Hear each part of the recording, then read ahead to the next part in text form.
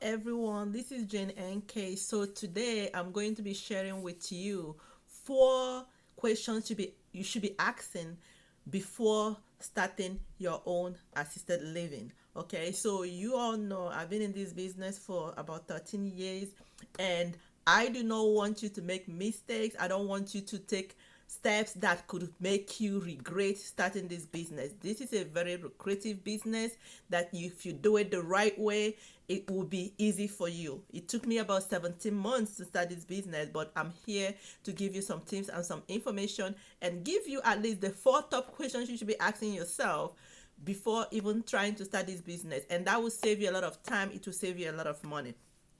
Number one question you should be asking yourself is, where is my financing going to come from? Am I ready to start this business? Am I ready to make the investment before I get a client? This is a business that could take about 6 months in most states before you can get licensed. Do I have a plan in place to cover me for those 6 months to make sure that I'm investing everything I needed to invest in this business? Listen, it's an investment, okay, that is going to pay you off. This is a very good business that when you start, it's not only just about the business, there is also some hidden secrets in this business, okay?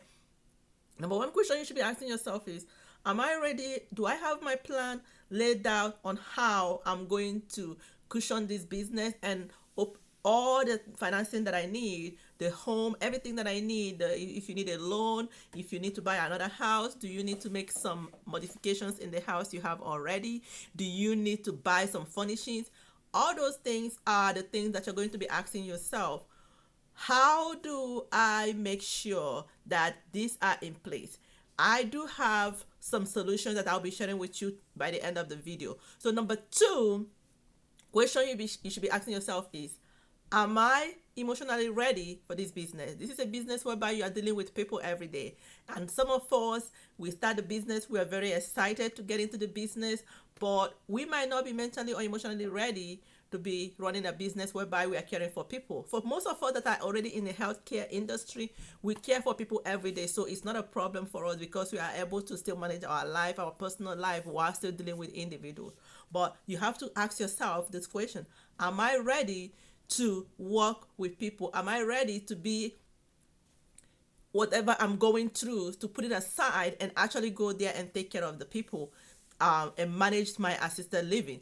Because like today, I had to make a decision for one of my clients. He was not feeling well, but he doesn't feel like going to the hospital. So I have to be strong, even though I am not feeling well by myself, but I have to be strong and get up and go over to the facility and encourage him to go, even while he was being stubborn. But I was emotionally and mentally ready to be calm and kind of convince him and telling him the reason why I want him to go, because it's in his best interest. He thinks, oh, I feel good, but I'm like trying to tell him that even though you feel good, but I'm seeing some signs that says otherwise.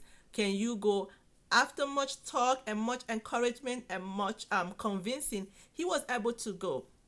This is not something that you can do if you're not emotionally ready. I know most of us, we are professionals in the healthcare field, so we are ready, but it's just nice for you to be able to ask yourself this question. And also, like, are you in a relationship that is going to support you to do this, or in a relationship that will drain you and make you not to be able to run this business because you're dealing with people? If your relationship is suffering, it might actually affect how you run this business, because if you're emotionally down or you're in a relationship with someone that doesn't really care about people, then they are pulling you on the other side. And even though your resident needs you to be able to manage, just like every other business that you have to manage, you need to be your best to be able to manage that business. But this one is your business, you're running it, so these are some of the things, the question that you have to ask yourself. But don't even worry about it, because there are steps and ways that you can actually stay motivated while running a business.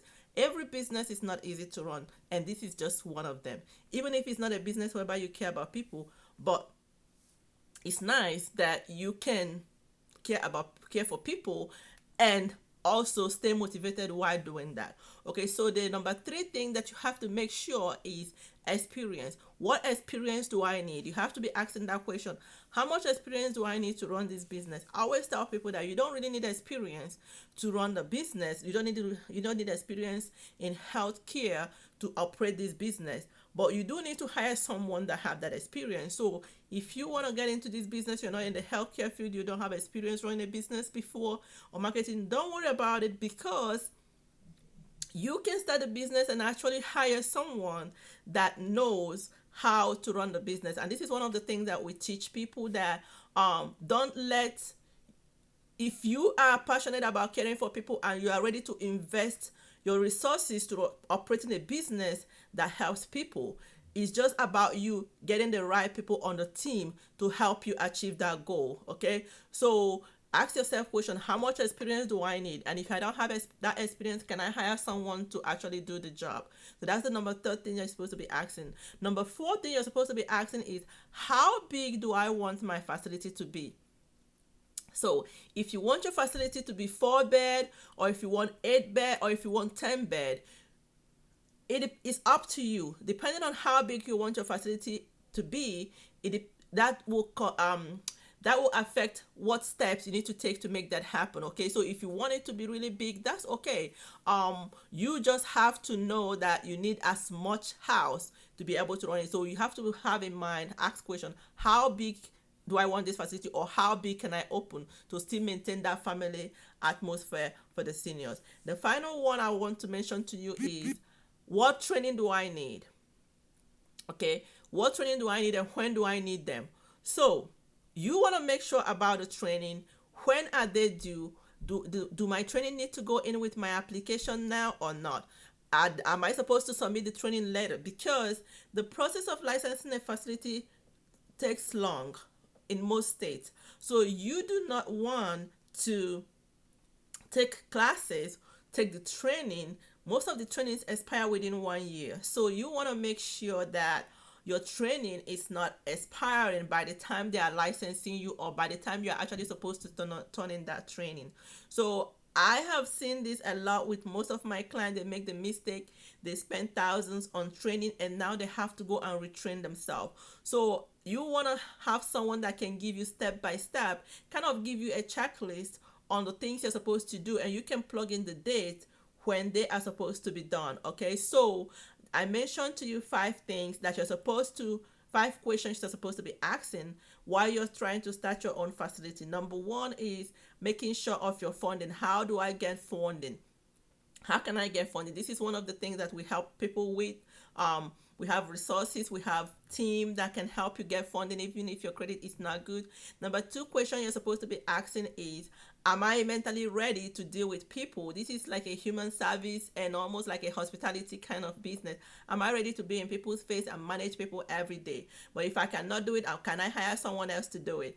Number 3 question is, how much experience do I need to run this business? Do I have the qualifications? If I don't have the qualification, can I hire someone to do the job? Right. So that's number 3 question you should be asking. Then number 4 question you should be asking yourself, if you want to really if you're trying to start this business, is, how big do I want to go? Can I go bigger? Can I go small? Having those questions answered will actually help you and work in guiding you towards making the right decision about this business and how big you want to set it up or how small you want to set it up. Number 5th question you should be asking yourself is, how much training is required and when are those trainings due? You want to make sure you're taking your trainings on time. You want to make sure you're taking it at the right time. So these are some of the things that we help our clients with. And I do want to let you know that we have resources, we have plans, we have checklists, we have operational budget, we have those things that can help you plan ahead of time and stay on track. But I do want to invite you for the next conference. It's Family Matters Conference for Family Style Assisted Living Providers. It's a conference that we do every year. It's an annual conference. And this year, we're going to be having it for the 3rd annual conference, 2020. We're going to be having it at Owings Mills, Maryland. So if you want to join us, it would be great for you to join us. It will be on February the 7th, and the web address is familymattersconference.com, familymattersconference.com. If you can join us, that will be great. You're going to be getting feedback, you're going to be getting live information, and you're going to be networking with experts in the field. So come and join us. If you're catching this video after the conference is over, you click the link and you can catch and register for the next conference. I want to appreciate you for watching my video, and please subscribe to my channel and give us a thumbs up. Once again, thank you and stay blessed.